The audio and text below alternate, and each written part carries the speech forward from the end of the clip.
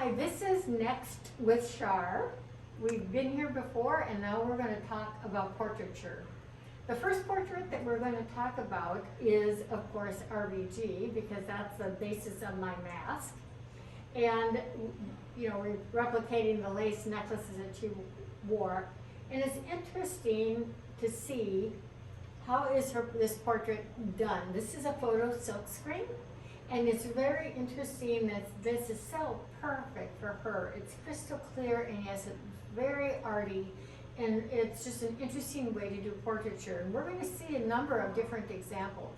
You know, portraiture is to remind us of the person, but it's not necessarily a photograph of the person. If you want a photograph, we get a photograph, but these are all artists that have created a portrait of someone for some reason. Then this little one was done by a student at MCAD. We had framed a very large portrait that she had done, and then she showed us some of her other things, so we said, great, it's very impressionistic. I'm sure if we saw this person, we wouldn't necessarily make sure we knew who it was, but that isn't the point. The point is the color, it's the feel, it's the impressionistic feel to it. And of course, this one, Mary, is of a dog. You know, my kids have pug dogs, and it's, remember that our dogs then need to have portraits too. And this one is also a photo silk screen. Same as this, but here it's done with a negative, only having the white and then a color, and this one has multiple colors in how they did the silk screen. And then I'm going to skip over to this one, because this is the one that got me started on thinking this was going to be fun. I met this artist, Shelley, at an art fair many years ago. And I saw how she did people. I really enjoyed it. So I said to her, if I send you a picture, will you do a portrait of me? So that people understand what they get is not necessarily an exact replica, or at least I don't think it is, of who they are. So she did this one of me, and everybody sees someone different at first, and then they go, the first person that I ever showed it to said, oh, is that Sheryl Crow? Which made me go home and look in the mirror and go, do we look alike? Are we twins? But it's so much fun. You have to get your ego out of the way, because you do not know when you let an artist do your portrait what you're going to get. But what you get is how someone in this world sees you at that exact moment. So this one, which is also of me, was done at a party by a local artist, and you could pick your paper and everything else, and I told her I don't want to pick the paper. I said, you pick everything, because I want to know how you see me in the world.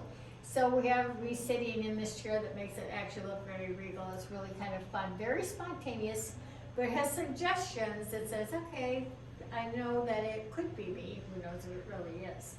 And then there's this one that I had done by a fashion illustrator at the Martin Patrick reopening. It was about a year ago again. And so she did this. And then, ironically, I took it to Michael's. I do framing, but you know, sometimes you just need an inexpensive frame for an inexpensive, very whimsical thing. And the paper that they had as an insert in the frame matched my jacket perfectly. So I thought, oh, how fun is this? Again, how does the world see me? I don't know. Those are just some ideas of what it is like, and it's really fun once you say it doesn't have to be really the exact me. This one, of course, is Prince, and this one is a steel laser cutout of him. What's interesting about it is that it's on purple wood, and this wood will fade out if you don't leave it in a place that is out of the direct light. Sun, even room light can change that purple, so we have it on one of our shelves kind of towards the back. But it's really fun. We've had it now for 2 years, I think, and the purple has stayed exactly the same. So obviously it has a nice little home that it likes. This is the same artist as that did me, and this is young Isabella Rossellini, who is an actress, and the artist has said, and this is how I saw it in the first place, she said, I just get inspiration from the pictures that I see. This, I call him the Blue Man, but the artist calls him Frank. And it is an oil on a piece of paper. And he's very haunting unless you look at him and you just go, he's actually very serene in many ways. I had one woman who wanted to buy him, took him home, wanted to put him in her kitchen eating area, and she said, I had to bring him back because he owned the space. I felt like he was watching me. That's one of the things that you see in portraiture at times. And then there's this one. This is also of me. This is not supposed to be all about me, but I get it done a lot. This is a very cartoonish rendering of a quick portrait that was done again for me at an open house. But again, it was really fun to see what someone sees when they look at you that is your distinctive feature. The last one that I want to show you as of a portrait is this piece that I wear quite often, and people do ask me if it's me, but it's no. It's from the Victorian era.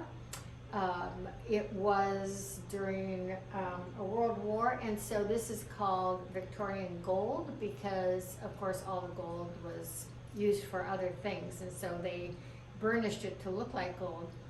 But it is an oil painting on porcelain. Again, so the meaning of that is that whoever did this wanted to have a memory of this person, and this was probably before photography was really out there and very commonplace. And so it can be a way of saying, this is who I am, this is who you are, and this is how I want to remember you. All different reasons to do it, but always so interesting to see personality come alive through an artist's hands. If you have questions about portraiture, just let us know. We can find lots of people who can do it, and of course we can frame it and have it all taken care of for you. Thank you.